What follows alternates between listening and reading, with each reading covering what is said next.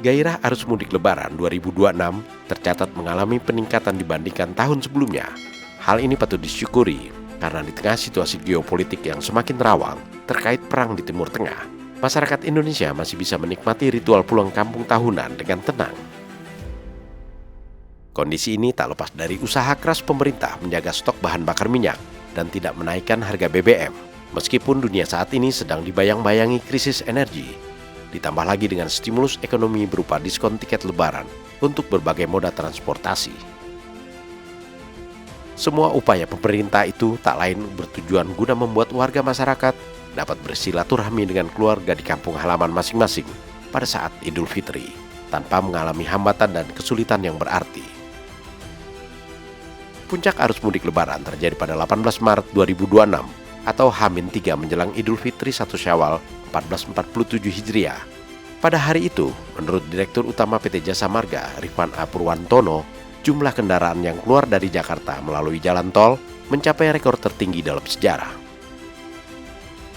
Berdasarkan pantauan Jasa Marga Toll Road Command Center atau JTMC, pada H-3 tersebut, volume lalu lintas arus mudik yang dilayani Jasa Marga mencapai 270.315 kendaraan, atau naik sebesar 4,6% dibandingkan puncak mudik lebaran tahun 2025. Dan jika dibandingkan dengan kondisi normal sebelum berlangsungnya arus mudik, peningkatannya mencapai 98,3%. Angka tersebut merupakan kumulatif arus lalu lintas dari 4 gerbang tol, yakni gerbang tol Cikupa arah barat, gerbang tol Ciawi arah selatan, serta gerbang tol Cikampek dan gerbang tol Kalihurip Utama arah timur.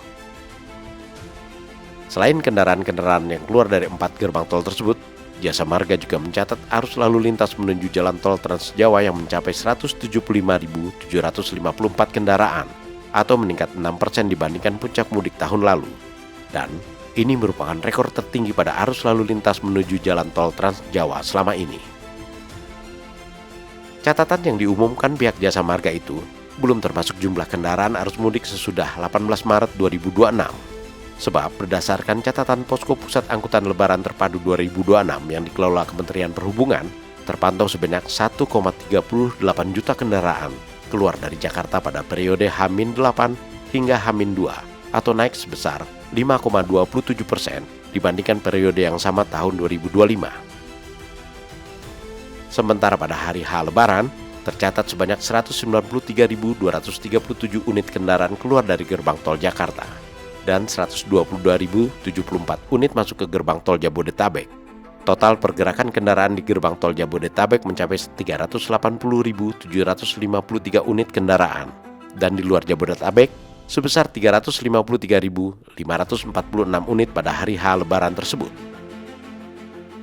Sedangkan kendaraan yang keluar dari Jabodetabek melalui ruas arteri tercatat mencapai 601.275 unit dan kendaraan yang masuk ke Jabodetabek sebesar 460.089 unit.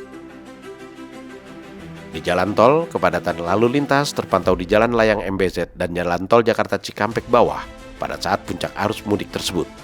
Sehingga Jasa Marga dan kepolisian memberlakukan rekayasa lalu lintas berupa kontraflow dari 1 lajur menjadi 3 lajur dan penerapan one way nasional pada kilometer 70 hingga kilometer 414. Menurut Direktur Utama Jasa Marga, volume kendaraan yang melintas di kedua ruas ini tercatat merupakan yang tertinggi sepanjang sejarah pengoperasian ruas jalan tol tersebut. Meningkatnya gairah arus mudik tahun ini tidak hanya terlihat pada volume arus lalu lintas di jalan tol, tetapi juga di semua simpul transportasi dan jaringan.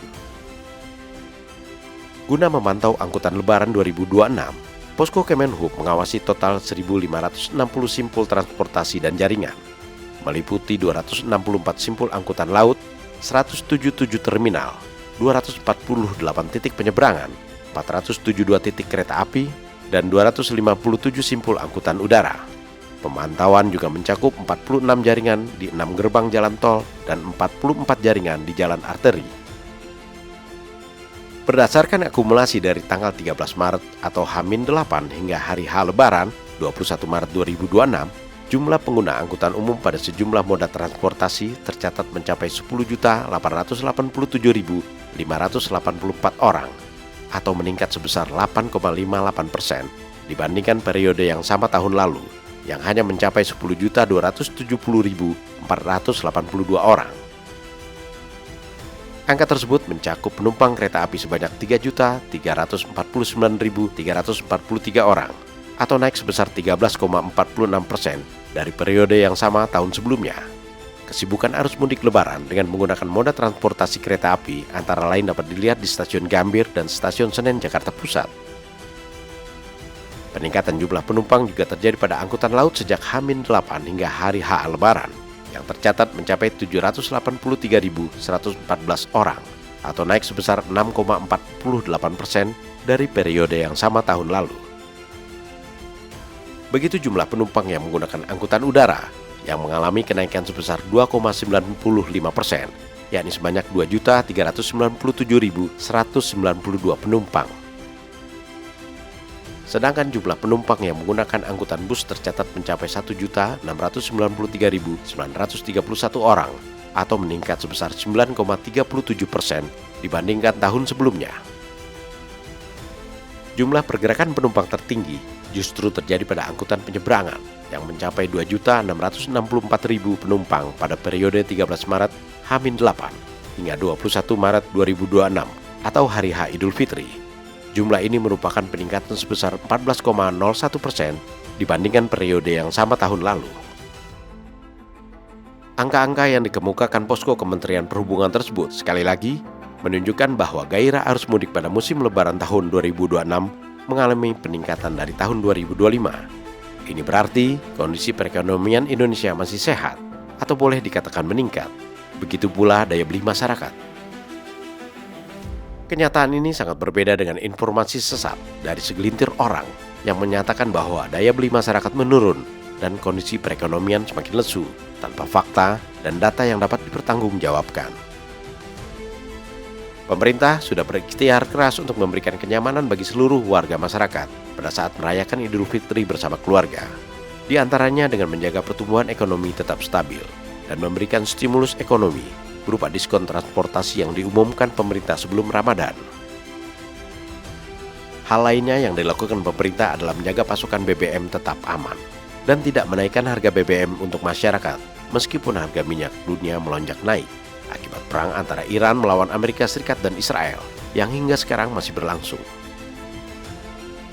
Warga masyarakat yang merasakan kenyamanan dan dapat melihat dengan jernih terwujudnya kondisi yang diupayakan pemerintah pada bulan Ramadan dan hari libur Lebaran tahun ini tentunya akan bersyukur bahwa sebagian besar rakyat Indonesia masih bisa melewatkan Ramadan dan merayakan hari Lebaran dengan penuh kegembiraan. Sementara banyak rakyat di negara lainnya menderita kesulitan akibat dampak perang di Timur Tengah.